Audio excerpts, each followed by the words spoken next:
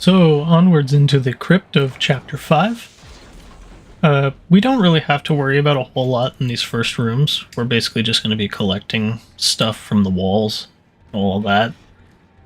The first few rooms in here, you can't be attacked. Eventually, we'll just have a single puker that comes out of a cryo tank. Yeah, you can't be attacked, but it does try and scare you. Not really sure what Isaac's been taking, but that's a bad trip.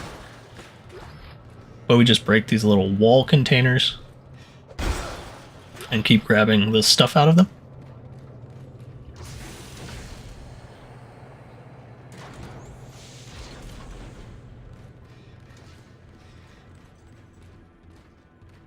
But we won't get attacked in this room either.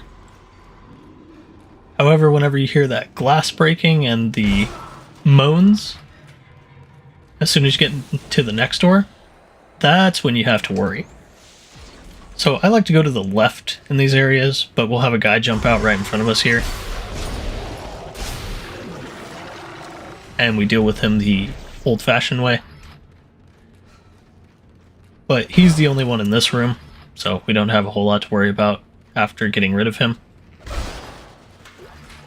However, the next room, that's whenever our problems start to escalate a little bit.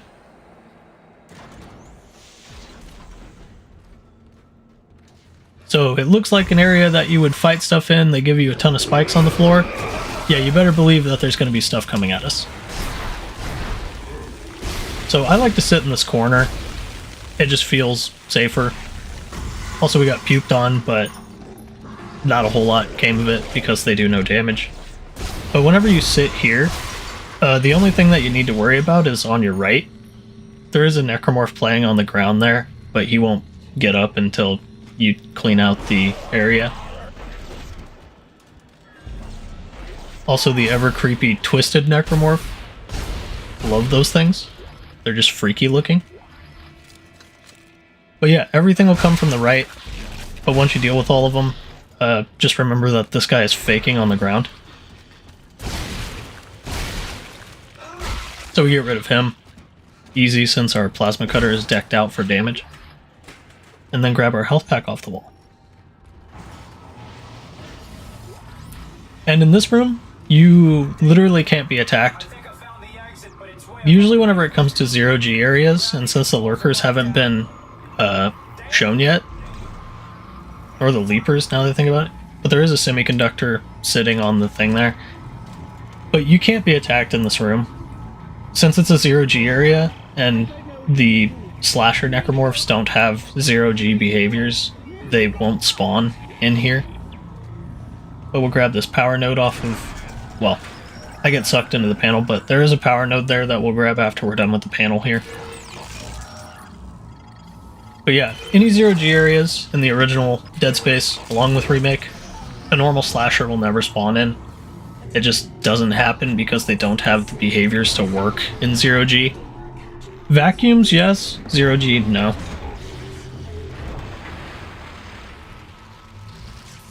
So anytime you're in a 0G area, basically consider it safe from any ground-based enemies, but you'll always have leapers and lurkers.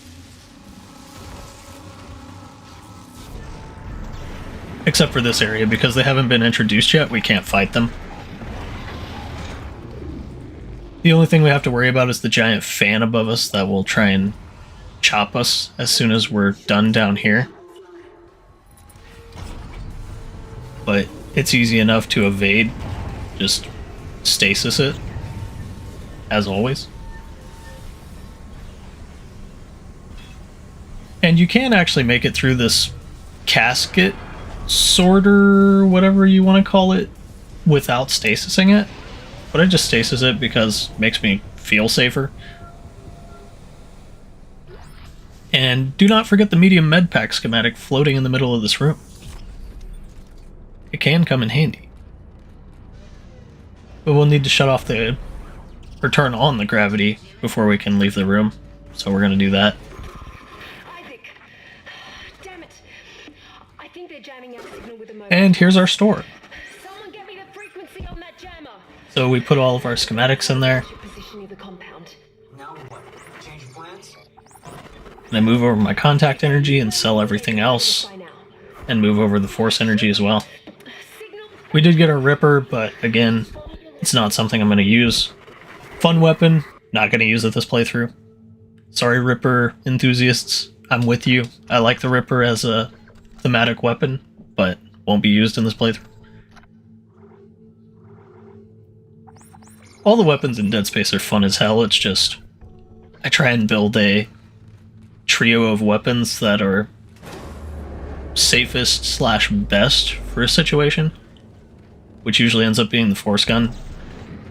But as a force gun connoisseur myself, I may have a bias. But you won't be attacked in this room, so just use the workbench, grab all the stuff, do whatever you need to do. You gotta move those 3 racks to get access to the bench, so that's what we do there.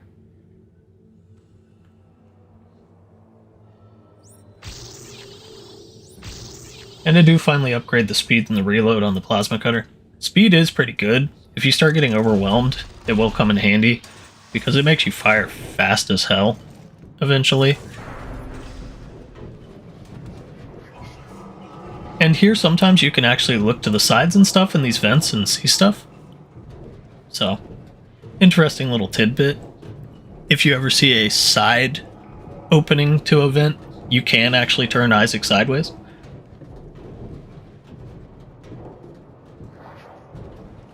And be prepared for a jump scare coming up. Right there. Nothing attacks you in here, it's just to spook you, make you think that something will.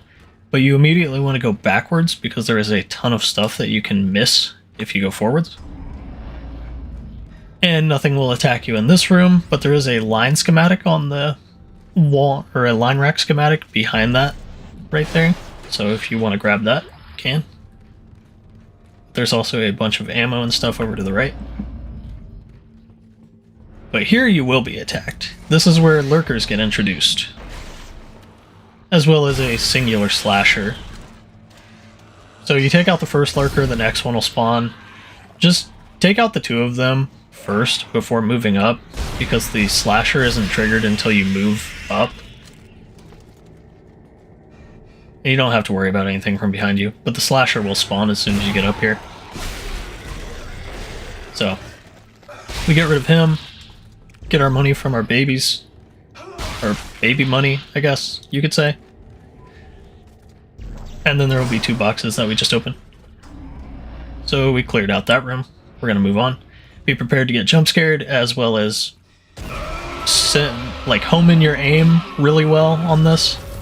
If your plasma cutter is upgraded, then this is actually super simple. It takes 4 shots.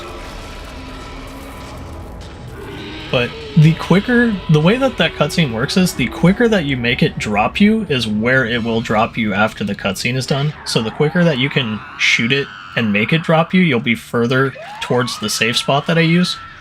So then we just run back into this hallway, since nothing can spawn here. And we wait for them to line themselves up for us.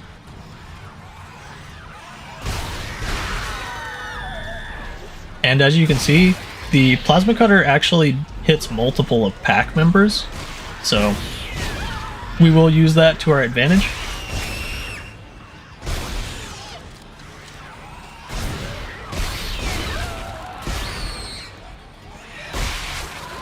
And try and get their bodies as you go, because they do disappear. I think the limit on pack members is like 4 or 5, so... But then there will be a slasher that starts coming out. We're not too scared of him. He gives us enough room to where we can just get rid of him. But there's not much else in this room. Just that single slasher. And then if you go up to the left here, there will be ammo and stuff. So we grab that. And then be prepared for stuff to start coming out at you.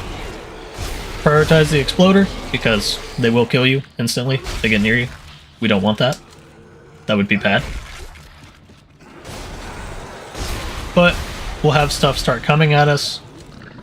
I just kind of move up into the corner here, but as you can see, I use that Puker's projectile.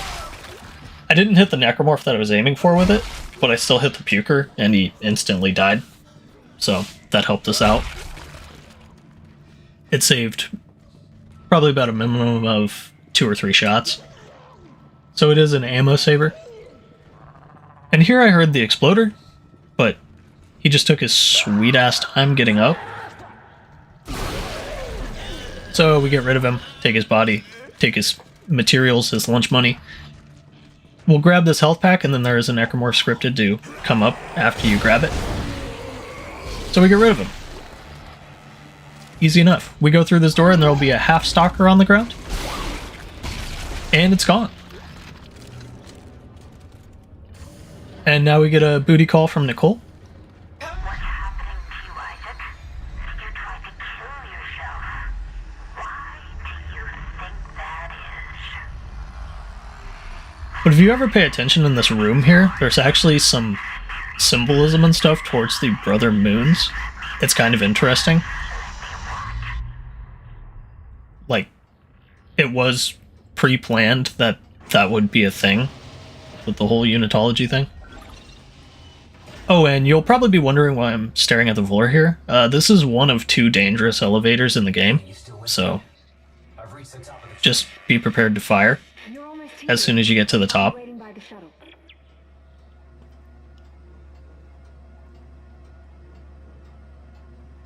This guy thinks he's going to be slick, but whenever we reach the top, we'll be prepared for him.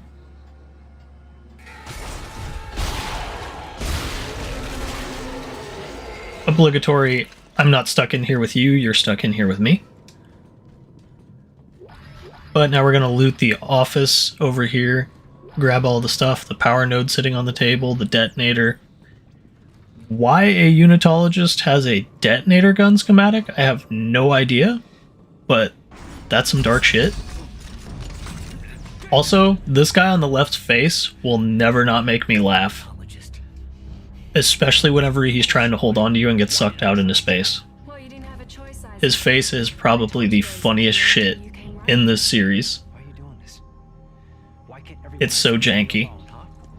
You're a dangerous secret, Isaac. Like, I don't know if they just figured nobody would ever see this guy, but damn, they did this man dirty. You did build it. What are you talking about? Well, that's why we brought you here. To build markers for us. To spread glorious convergence to the entire... But as you can probably guess, Dana is an asshole, and a unitologist, and a liar, Get here and let me go. and pretty much everything else you could think of. We need that precious little head of yours just the way it is. Ever classic, Isaac is their biggest, obsession. Now would you escort Isaac to the shuttle and put him in stasis? You know, Last thing we want homeboy on the is right for him to die. isn't exactly looking the greatest either, now that I look at him. But dude on the left will always make me laugh at this part. Right here, watch this dude's face. Damn.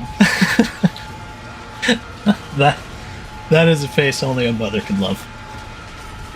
And even then, she probably regrets it. So now we're going to be sucked down. Well, not sucked down. We're going to jump down into the Tormentor pin.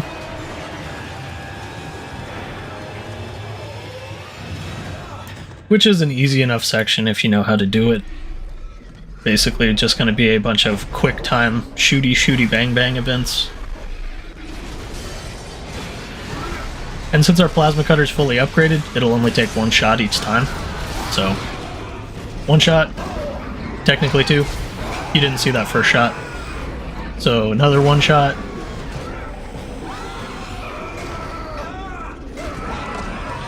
And 1 more 1 shot. And then last 1 shot. And then he'll throw us across the room. You don't have to stasis him to get through this part, but I do for safety's sake, because if he does catch you, he will kill you. And since we don't save on hardcore yet, yeah, you definitely don't want to die. But with that, we're just going to have the last propane chute, which is immediately to our left on the screen. And after that, we'll be flying square into Chapter 6. So, other than that, have a good one, and let me know what you guys think.